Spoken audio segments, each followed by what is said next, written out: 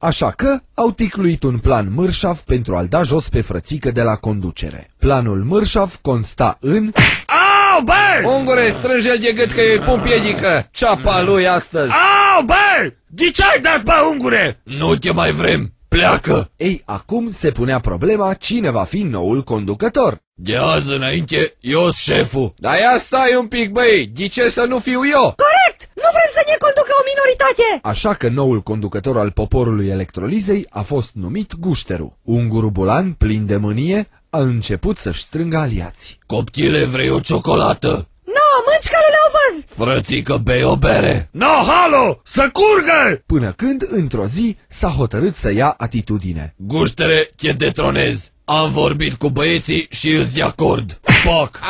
Au! De astăzi eu șef. Cu Unguru Bulan la conducere a venit iarna, iar cei 4 și-au dat seama că le e frig și că nu-și montaseră încă microcentrala. Te sparg, bă! Pac! Gata! De astăzi eu șeful! Dar stați un pic, eu n-am fost încă șef! Corect, și eu n-am apucat să fac nimic. Atunci propun să-l punem șef la noi în casă pe vecinul Pișta. Eu nu vreau pe nimeni din afară, nu te supăra, deci n-are nicio treabă cu mine, că mă dai pe mine jos și trebuie să vină altul să-mi ia. Băi, dar nu mai strigați că vă sparg patați! Și uite așa, de 20 de ani, se tot ceartă în timp ce frigul le bate pe sub ușă.